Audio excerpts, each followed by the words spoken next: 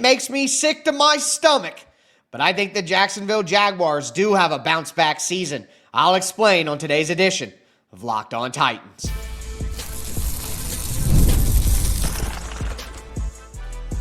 You are Locked On Titans, your daily Tennessee Titans podcast, part of the Locked On Podcast Network, your team every day. Welcome to the Locked On Titans podcast. I am your host, Tyler Rowland. Titans fans, it's division rival week, but now we have to start our division rival recap series. We're going to deep dive into the offseason of every single one of the Tennessee Titans division rivals. We'll start with the Jacksonville Jaguars. We'll talk about the Houston Texans. We'll hit the Indianapolis Colts at the end of the week. We're going to talk about all of the moves that these teams have made, who they've gained, players that they've lost. We're going to talk about the biggest question for all of these teams. We're going to go inside enemy lines and have a crossover segment with the host of the other Locked On show. Can't wait for that. Tony Wiggins will join the show today, and I'll give you my prediction on what I think each of these teams does record-wise. Before we dive into the Jacksonville Jaguars, do want to thank you for making Locked On Titans your first listen each and every day. Remember, Monday through Friday,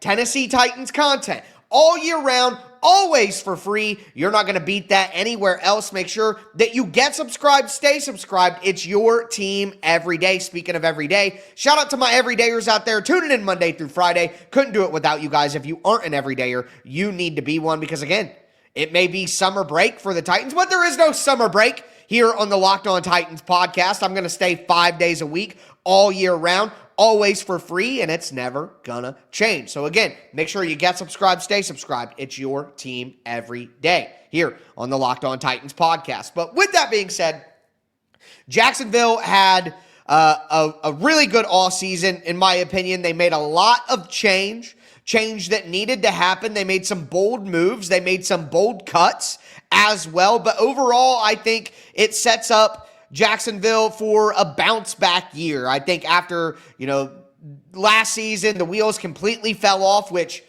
if you go back and look at the division crossover show from last year, I told Tony Wiggins that the Jacksonville Jaguars would finish last. Now, they didn't finish last because the Tennessee Titans found a way to mess things up even more, but I think the general idea was I did not think Jacksonville was going to be good last year, and they were not good. And they made the requisite changes, and it starts up top. So they fire Trent Baalke as the general manager. They fired Doug Peterson as the head coach.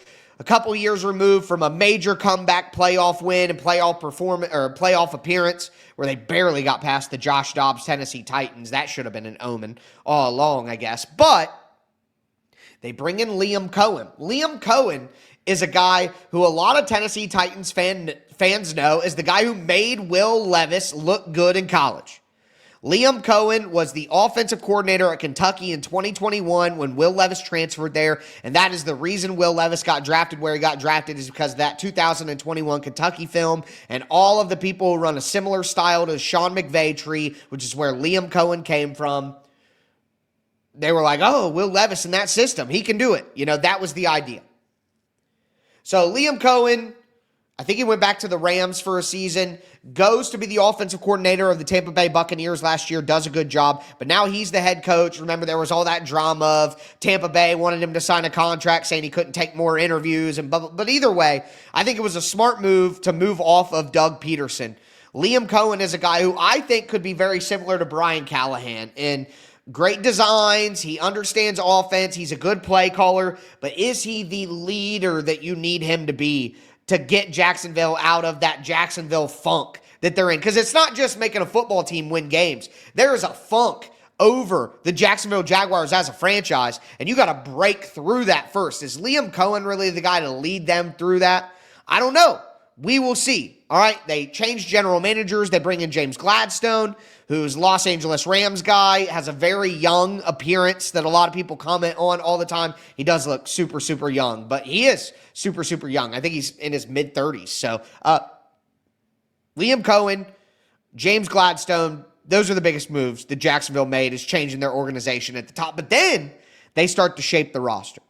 The big move for Travis Hunter, where they trade next year's first-round pick, move up, get Travis Hunter, move from 5 to 2 with the Browns. Huge pick for them. We'll see how that works out, but that's obviously a huge gain player-wise for them. They have signed De'Ami Brown, who came from Washington, outside speed receiver, signed Patrick McCarry on the offensive line. He was a guy who came out of Baltimore. They draft Wyatt Milam, who I loved out of West Virginia. I loved Wyatt Milam. I think he's going to be a player, but not set to be a starter right now on the offensive line, but a good addition. They signed Eric Murray to be a starting safety, Jordan Lewis to potentially be a starting cornerback, Emmanuel Ogbah, Dennis Gardeck. They've added some players there, but they did have some major losses. They traded Christian Kirk in the division, weird, to the Houston Texans. They cut Evan Ingram, who was picked up pretty quickly by the Denver Broncos. That's a great match. We're talk about fantasy football. Evan Ingram on the Broncos. I love that fit. They released Gabe Davis, probably the right thing. Signing him made no sense. They signed Gabe Davis with the idea that he would be their number 2 outside receiver and he could play the physical X spot so Calvin Ridley could go back to play the Z receiver. They made that bet with Gabe Davis based on the fact that they thought for sure that Calvin Ridley was coming back and he would just come back for less money and cheat the Falcons out of their second-round pick so that they would only get a third-round pick in the trade, and Calvin Ridley left. Hilarious. And then they atoned for the mistake. They lose Andre Sisco, who's a really good safety. They lose Mitch Morse, their starting center, to retirement. And some of the replacements, I'm not a huge fan of.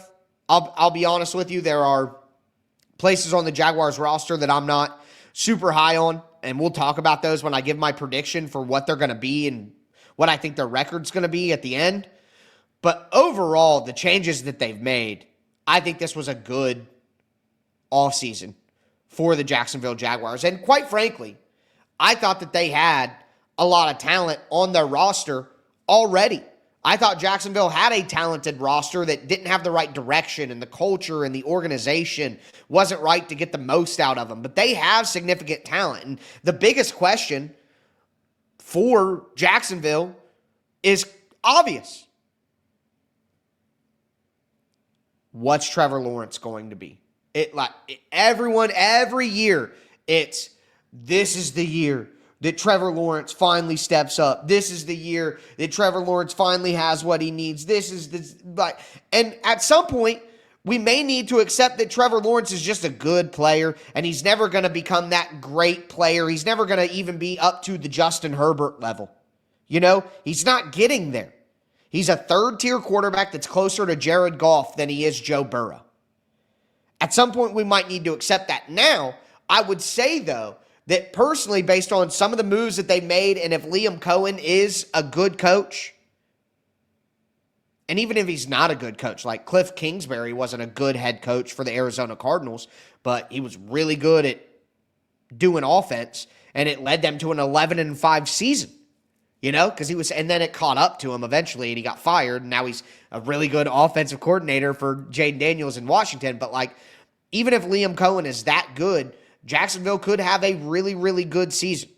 And Trevor Lawrence doesn't need to be that elite quarterback, number 1 overall pick, one of the best prospects we've seen at number 1 that everybody always expects him to be. Maybe doesn't even need to be that for Jacksonville to be decent, because their roster is in a pretty good shape. And again, I do think they bounce back this year. How many wins they get, I'll talk about that at the end of the show. But now, let's get some behind enemy lines information from my guy, the OG, Tony Wiggins from Locked On Jaguars.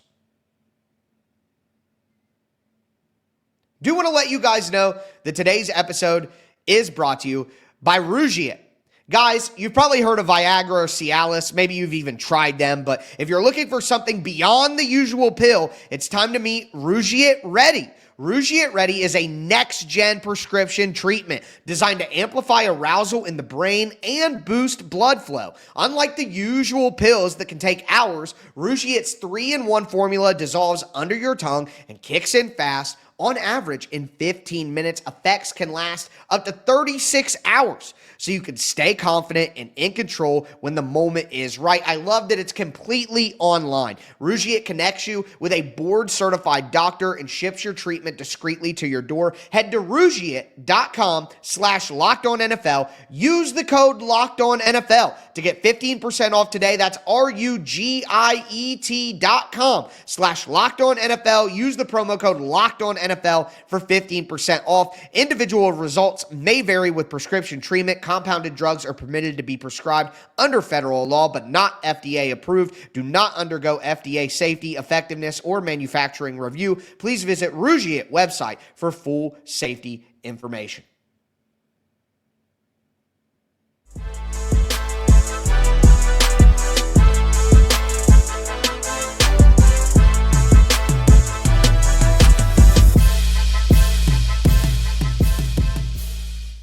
All right, so very excited to bring on one of my mentors from the Locked On Podcast Network, one of the GOATs, a fellow co-host of the Locked On NFL Podcast, the afternoon show. I do the morning show, of course, but always a good time to have Tony Wiggins from Locked On Jaguars, Locked On NFL on the show.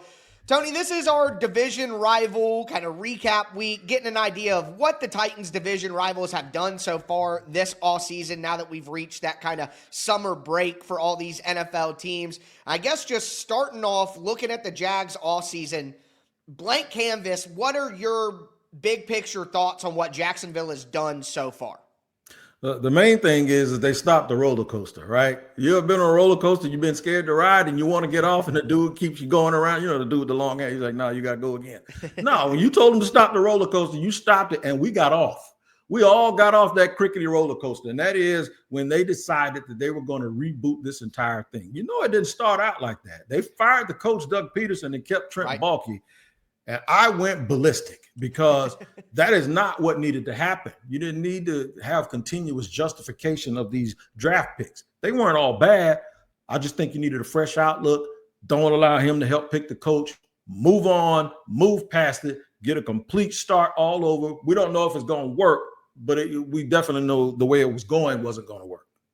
Yeah, it's funny that you mentioned that because there are a lot of Titans fans out there who don't like that the Titans have kind of done that where, you know, you have Mike Vrabel, but you fire John Robinson, and then you got Carthon together, and then you fire Mike Vrabel, then you got a new coach in, and you fire Carthon, and now you got a new GM with a coach, and they just keep going and going and going. So there are Titans fans who are going to, you know, empathize with that. But now that they have this brand new start, they bring in Liam Coen, they bring in James and Gladstone, he got them stones now. Gladstone, yeah. Gladstone, yeah. He looks like he's freaking 20 years old. That's all I know for sure. But I don't think that they've had a bad offseason either. I think the Jags have had a pretty good offseason. Out of everything that they've done, is it that front office change with the coach and GM that was the best move? Is there another move out there that you like that they've done so far, maybe on the field? Yeah, I like it. There were several things that I liked. I liked the coach and the GM. I like the hiring of EVP Tony Baselli.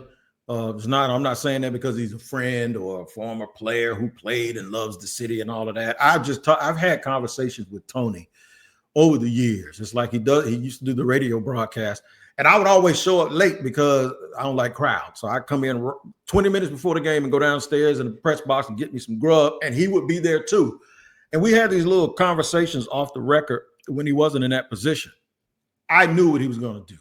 I knew the second he took this team over, you were going to see 4 offensive linemen in free agency and then another one drafted, infused into that offensive line, because I don't treat the offensive line as, okay, I think we can pick players. Okay, I think we can develop players. No, that's cool. But when it's not working, I don't want to be the dude that tries to find a jewel in the 4th and the 6th round every year. Man, you better put some priority resources toward protecting your quarterback. Right. Jacksonville couldn't run the ball. I know y'all are ops, but maybe y'all didn't notice this. 1st and goal on the 5, we weren't guaranteed squat. And I almost didn't say squat. I almost said something else that rhymes with it. Because my thing is, bro, is that is a bad feeling. 1st and goal from the 5, and you throw it 2 or 3 times and get nothing. That's because you can't move people. You ain't got no sandbags in your pocket. You ain't got no hind parts. You ain't got no gusto. So they had to fix that. and their EVP is a dude that knows that better than anybody. Yeah, I think investing in the offensive line is the only way nowadays because the talent is so limited. It's just hard to find big guys who are good enough to deal with the athleticism of the defensive line. But speaking of defensive lines, Jacksonville obviously has a good pass rush. They add to that the secondary. I know there's been a lot of changes there. What's your read on the defensive side of the ball of Jacksonville? Have they improved enough? And what are some of the additions you think that could help in that improvement? So they have this thing that they say. James Gladstone says he looks for players that are intangibly rich. And when we say what that is, we ask him. He says, we just want players that all they got to do is come here and be nothing more than themselves. So that means not seeing a talented player and hoping that his personality fits. No, it means getting all of that stuff together, getting football playing Jessies that love the game, that realize that they just got to be on time, and they realize it's a short time for them to do it. And whatever their personality is, Travis Hunter's out there dancing on the field. He's dancing, but you know what else he's doing? He's showing up early and he's leaving late. And you don't want to punish Travis Hunter. Tell him he got to go home. You've been here all day, man. Get out of here. It's been here 15. I don't want to go. It's like telling a kid to come inside when he's outside in the summertime. You're telling him to leave. That's the kind of guy he is. So to be nothing more than yourself, they're not going to ask you to do things that you don't do. Whatever it is that you do that you don't do well, they're going to teach you how to do it. And I think that is reflective also in the coaching staff. When you talk to one coach, it feels like you're talking to them all, but it doesn't seem like it comes from a place of talking points. It comes from a place of familiarity. It comes from a place of alignment. It comes from either the tree of Kevin O'Connell or the tree of Sean McVay, which Sean McVay is responsible for Kevin O'Connell's tree. It's the language. It's the way they move about their business. Tyler, it feels like guys like you and me won. It feels like dudes that's been writing and scribbling on these notes all their lives, wanting to be a part of this game some type of way. And those of us that realize that taking it as a career path, we won because they got a whole room full of guys just like us over there that have a proven track record. They're all smart and they're doing more teaching. The Jaguars had a big problem under Doug Peterson. They come out, the players and the coaches, they get beat, and then you hear them in the locker room or at the press conference after the game say something like this. I don't know why we can't get it right. We practice it all week, but then we get in the game, it doesn't look like it. That's because you don't know how to do it. That's why. You're thinking about it, but it's not muscle memory because you haven't really been taught how to do it. These things have to become second nature. It's never always been about talent. It has been about communication and learning. And I think the football, if you watch Minnesota play, how rhythmic it is. You know where that comes from? That comes from getting answers pre-snap. And it makes life easier. And I think they can do the same thing for Trevor Lawrence since they did it for Sam Darnold. You know what? I think that that's a generational thing. I think that younger coaches now are just able to identify and relate to the players. They know what they want. They're able to give them the coaching style that they want just because it's more natural, because they're more similar than a coach who's maybe Doug Peterson's age, who maybe fit better with 10 years ago, the type of player. That might not be the only reason, but I think that is somewhat of a reason. My last question for you is this. What are your concerns right now where, Jacksonville, I think they'll be an improved team this year, and I'll talk about that here in my final segment when I give you guys my predictions on what they'll be.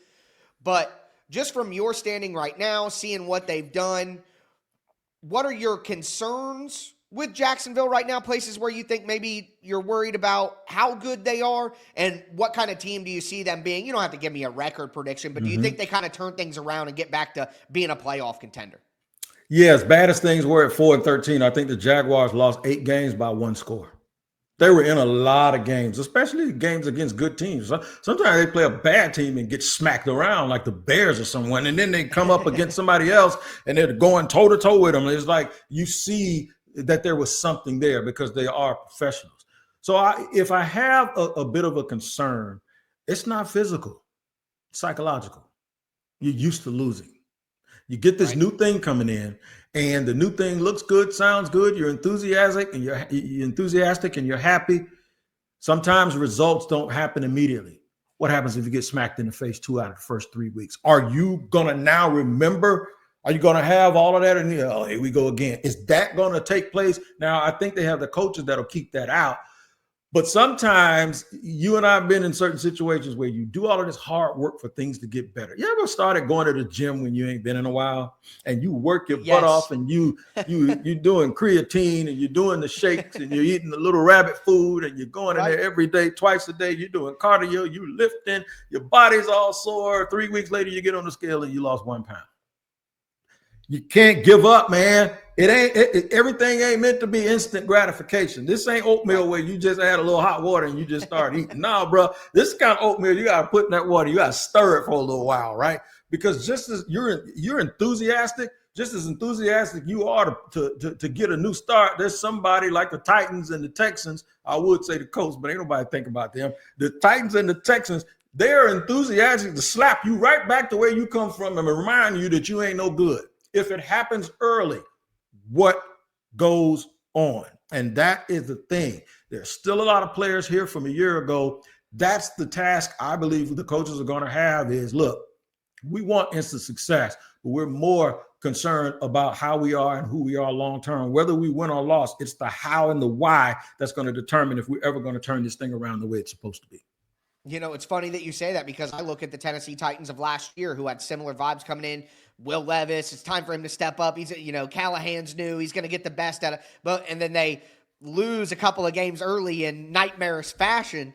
And then the whole thing just collapses. That head starts to drop, doesn't it, man? Yep, it's like, oh, they're God. Giving up 350 special teams yards to the Lions and getting blasted and giving up 50 points. Like the wheels fell off and then this year they're all preaching about culture. We need leadership. We need togetherness. We need team. And they're doing all these things I can tell you off air that they're doing to try to foster that. And they're like telling you like, yeah, last year the going got tough early and we laid down because we had no leadership and we can't do that again. So identifying that and where Jacksonville is, that makes a ton of sense because there are some similarities, even if it's not a perfect one-to-one. But Tony, thank you so much for coming on, giving your side of things, getting some on-the-ground intel from Jacksonville, and we'll talk again before the season kicks off and make our real predictions about how these teams do. Hey, and if you think I ain't gonna give my opinion, and you already know I ain't picking y'all to beat us, so that's cool, man. But guess what? Love you, man. You do a great job. And I know when people hear us going back and forth, they think we don't like each other. Man, that's my dog, man. That's why I do that. If I don't argue at you, I don't care about you. So, Tyler, you keep doing that work, man. Hey, listen, consistency is what people need in this world, and you give consistency that we can all count on, Locked On Jaguars and Locked On Titans fans alike. But with that being said, going to move forward and give you my prediction on how Jacksonville does this season. Today's edition of the Locked On Titans podcast is brought to you by Monarch Money. Ever check your bank account and wonder, where did all my money go? Between dining out, online shopping, entertainment, it's easy to lose track. That's where Monarch Money comes in, your personal CFO, giving you full visibility and control over your finances. Monarch Money isn't just a budgeting app, it's a complete financial command center. You can track all your accounts, investments, and spending all in one place. So stop just managing your money and start building wealth. When I started using Monarch, I realized just how much money I was spending on online shopping. Now I budget smarter and save more. And instead of having to do that by juggling a bunch of different apps, I can use Monarch to check my finances, track my spending, even plan long-term goals. Take control of your finances with Monarch Money. Use code LOCKEDONNFL at monarchmoney.com for 50% off your first year. That's monarchmoney.com, code LOCKEDONNFL for half off your first year.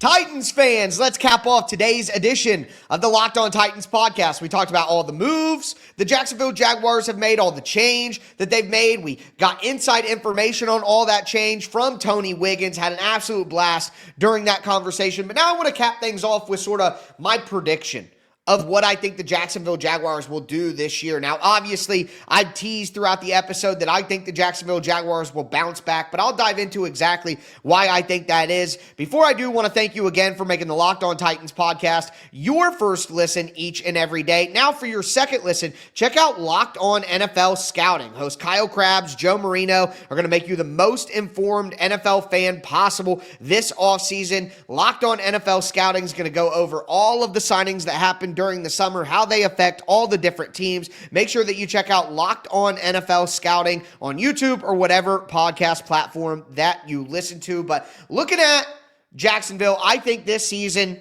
they win 9 games to 8 games. I think they're 8-9, they're 9-8. Again, I'm not predicting that they will make the playoffs, they will win the division quite yet. I'm sorting those things out. It's still pretty early. Let's see training camp first before I make my final official predictions of what's going to happen in the division this year. There could be injuries and everything. You never know. But at the end of the day, I think that they are a team that will be competitive.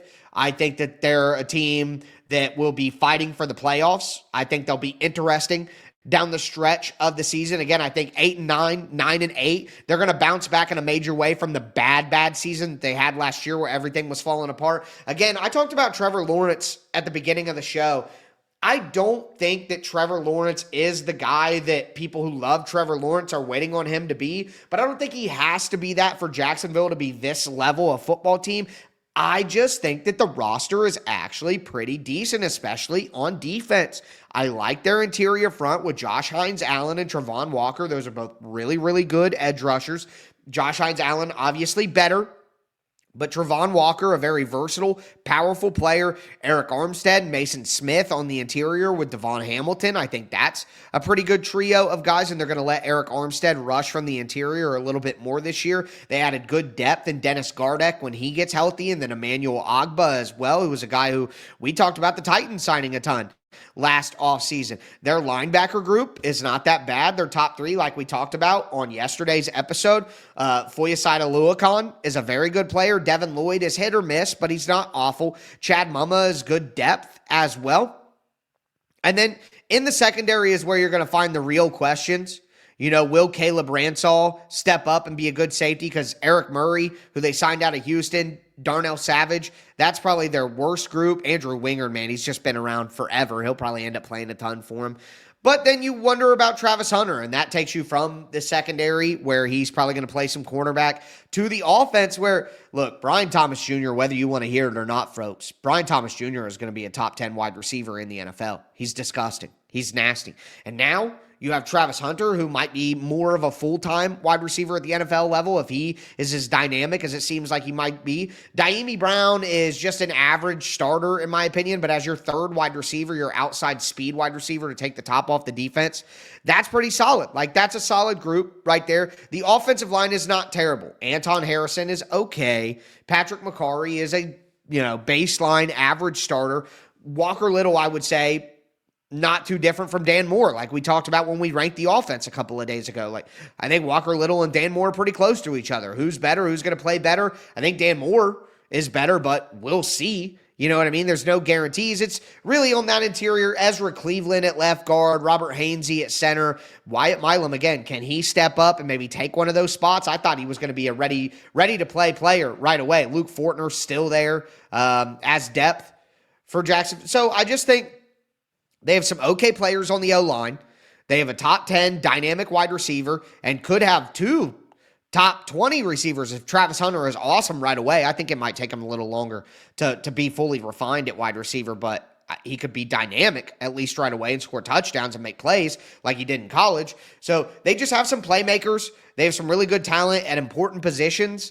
And if the coaching is even just decent, Jacksonville's going to win games. They're going to win games. So I do think that they bounce back this year. Again, it makes me sick to my stomach. I hate to hear it. I hate Jacksonville more probably than I hate any of the other teams. I hate the Colts, because they've had the success and the rest of us haven't. But Jacksonville is just like, our ugly sibling, and they're our little ugly sister, and you're just slap boxing each other in the back seat from your car seats. I just hate those guys. It's funny because me and Tony like each other so much. We're so friendly, but our teams and fan bases hate each other so much, so we have fun with that. You know what I mean? But as you guys can tell, but at the end of the day, I gotta keep it honest. I gotta keep it real. And I look around the division, and I think Jacksonville will have a little bit of a bounce back season where they win some games and they're competitive. The question is, can the Titans match them and make those games interesting? That'll be fun to watch. But with that being said, that is going to do it for me today, folks. I'll be back with you guys tomorrow. We'll be talking about the Houston Texans. But as always, I am your host, Tyler Rowland, and this was Locked On Titans.